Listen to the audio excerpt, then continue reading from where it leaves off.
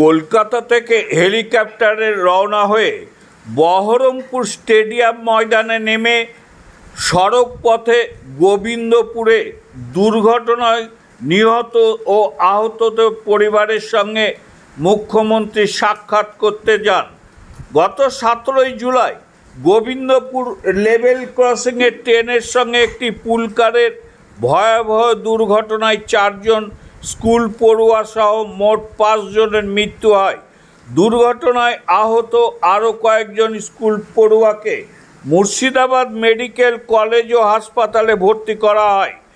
এই ঘটনায় পুলিশ গেটম্যানকে গ্রেপ্তার করে 7 দিনের পুলিশ হেফাজতে নিয়েছে বলে জানা যায়। তিনি কলকাতা থেকে হেলিকপ্টারে বহরমপুর স্টেডিয়ামে হেলিকপ্টারে নেমে সড়ক পথে গোবিন্দপুরে পৌঁছিয়ে আজ গোবিন্দপুরের দুর্ঘটনায় নিহত ও আহতদের পরিবারের সঙ্গে দেখা করেন মুখ্যমন্ত্রী শুভেন্দু অধিকারী। নিহত পরিবারের হাতে রাজ্য সরকারের পক্ষ থেকে 5 লক্ষ টাকার আর্থিক সহায়তার চেক তুলে দেন তিনি। এই দিন আহত এক ছাত্রের পরিবারের পক্ষ থেকে উন্নত চিকিৎসার আবেদন জানানো হলে মুখ্যমন্ত্রী জানান আগামীকাল গাড়ি পাঠিয়ে আহত ছাত্রকে কলকাতায় পিজি হাসপাতালে নিয়ে গিয়ে চিকিৎসার ব্যবস্থা করা হবে। পাশাপাশি নিহত এক ছাত্রের পরিবারের পক্ষ থেকে চাকরির আবেদন জানানো হলে মুখ্যমন্ত্রীর 15 দিনের মধ্যে বিষয়টি দেখার আশ্বাস দেন। মুখ্যমন্ত্রীর সঙ্গে ঘটনাস্থলে উপস্থিত ছিলেন পশ্চিমবঙ্গ সরকারের মাননীয় মন্ত্রী গৌরীশঙ্কর ঘোষ, বিধায়ক ভরত কুমার ঝাও, জেলা বিজেপি সভাপতি মলয় মহাজন, জেলা শাসক, পুলিশ সুপার সহ প্রশাসনের অন্যান্য আধিকারিকগণ। এরপর মুখ্যমন্ত্রী মুর্শিদাবাদ মেডিকেল কলেজ ও হাসপাতালে চিকিৎসাধীন দুর্ঘটনায় আহত স্কুল পড়ুয়াদের দেখতে রওনা হন। গোবিন্দপুরে দাঁড়িয়ে দুর্ঘটনা নিয়ে কি বললেন মুখ্যমন্ত্রী শুভেন্দু অধিকারী, আসুন শুনে নেওয়া যাক।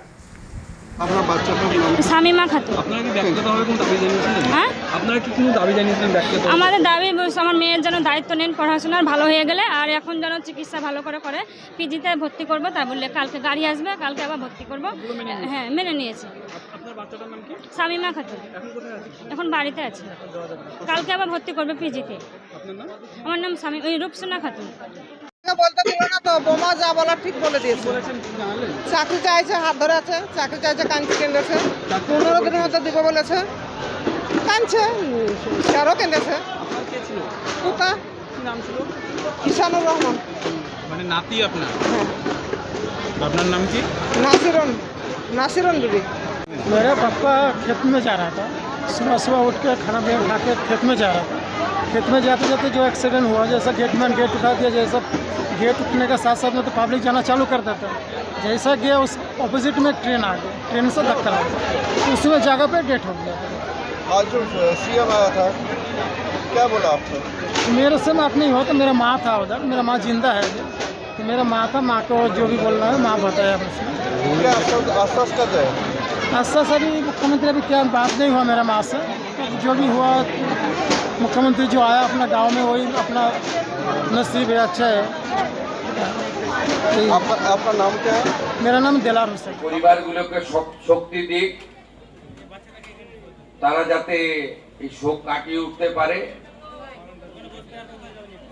এবং পরিবারগুলো প্রত্যেকে, আমি দেখুন প্রচারের জন্য আমি করি না কাজ, আমি যে অর্থ দিয়েছি সরকারি অর্থ, আমার অর্থ নয়। তার বাইরেও পরিবারগুলো যেগুলো যা চেয়েছে কিছু দায়িত্ব আমি এসপিডিএম কে দিয়ে গেছি, তারা করবে। আর দুটো একটা দায়িত্ব আছে আমার, আমি সেটা করব। আপনাদের সকলকে বলবো, গ্রামবাসীদের এই পরিবারগুলোর প্রতি লক্ষ্য নজর রাখবেন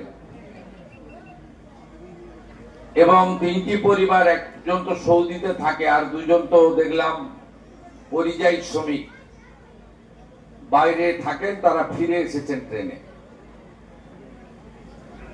এই পরিবারগুলো যাতে কোনোভাবে একাকিত্ব ফিল না করে, আমাদের সকলের দায়িত্ব। যেমন পুলিশ প্রশাসনও লক্ষ্য রাখবে, আমিও নজর রাখবো, এই জেলা থেকে মন্ত্রী গৌরীশঙ্কর ঘোষ তিনিও নজর রাখবেন, তেমনি আপনারা সকলে এই পরিবারগুলোর প্রতি নজর রাখবেন, এটুকু আমি প্রার্থনা করি। আমরা অনেক চেষ্টা করেছি বহরমপুর মেডিকেল কলেজে আহতদেরকে সকলকে বাঁচানোর জন্য, পারিনি বাঁচাতে সবাইকে, এখনো 2 জন ভর্তি আছে। আমি এখান থেকে গিয়ে সেই 2 জনের সঙ্গেও দেখা করব।